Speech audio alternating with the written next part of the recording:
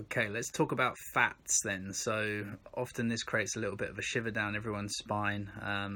The idea of us asking you to increase the amount of fat that you consume than you normally consume. But as we said earlier, the tide is turning against sugar now, which is great.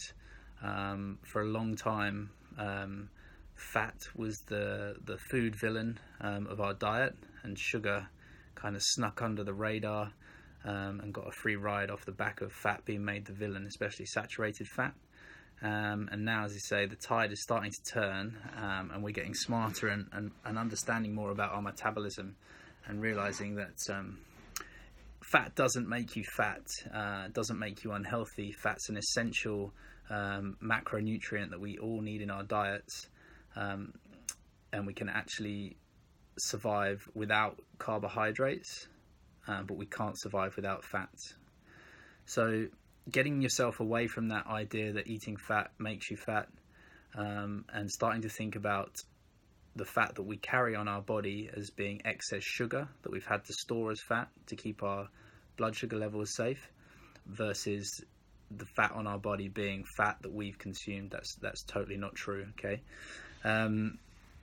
just to put it into perspective, like, your brain is predominantly made of fat, so if you're not consuming fat, it wants to run off fat if possible.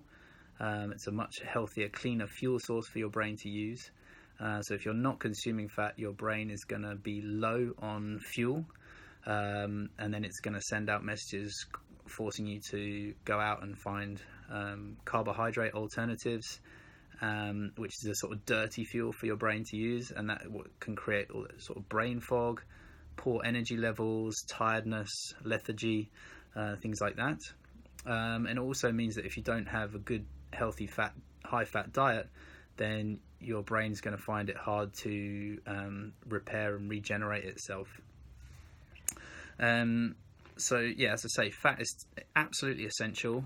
Once you've got away from the idea that fat's bad for you, then it totally frees you up into this world of delicious food that's high in high quality fats. When we eat fat, we don't have any insulin response, so fat doesn't cause our blood sugar levels to go up. Therefore, we don't release insulin into our bloodstream. Therefore, we stay in what's called a sort of fat burning zone, if you like. So the more you can reduce your carbohydrates, sugars, and the more you can increase your fats, then the more time you're going to be in a fat burning zone. So just as an example, my diet day to day is probably about 75% of my calories come from fat, and the other 25% come sort of half and half from protein and carbohydrates.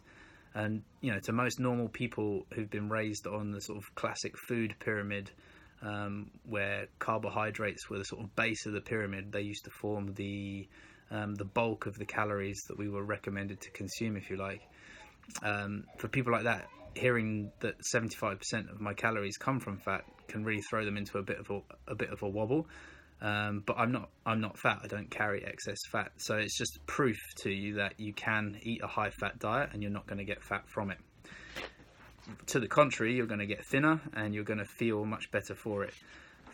Eating fat is going to give you a much steadier energy. It's like burning diesel versus burning rocket fuel. It's like a nice slow burning fuel source, whereas sugar is like a rocket fuel, kind of gives you a high burst of energy, but then that rocket is going to come crashing down, and then you're going to be looking for that high burst of energy again. What about cholesterol, you might say? So the risk of high cholesterol coming from eating foods high in cholesterol has been shown to be completely non-existent. High cholesterol is actually caused by eating a diet high in sugar. There are healthy fats and there are unhealthy fats, though, so we want you to definitely move towards the healthy fats as much as possible.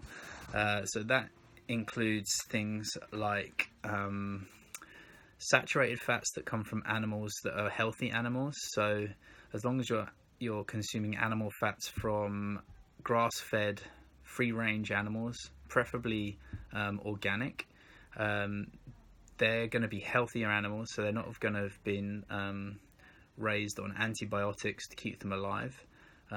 If they have been sort of medicated with antibiotics and things during their life, then animals store those toxins in their fat tissues. So if we're eating the fat from unhealthy animals, then we're going to get unhealthy too. Other than animal fats, then things like coconut fat, coconut oil, coconut cream is a good source of fats. You've got your olive oil, butter from healthy cows, ghee is a good option, and then look out for things like nut oils, like macadamia oil, eggs. I'm not sure if I said eggs. Eggs are 70% fat, so they're a great food choice, and seafood as well. So oily fish is a great option. Things like your salmon, mackerel, sardines, things like that will really be high in omega-3s. So even within fats, it sort of breaks down into omega-3 fats, omega-6s, omega-9s, and the higher that number, the more volatile the fats are, so the easier they are to get oxidized and be damaging to our health. And then the omega-3s are actually anti-inflammatory fats, so they're the fats that we need in our body to help heal ourselves, to keep our vitality up and our immune system strong, and to keep our brain in optimal function. So that's it for fats. Don't be afraid of them. Eat them liberally, and just make smart choices with the fats that you are consuming. Okay, enjoy.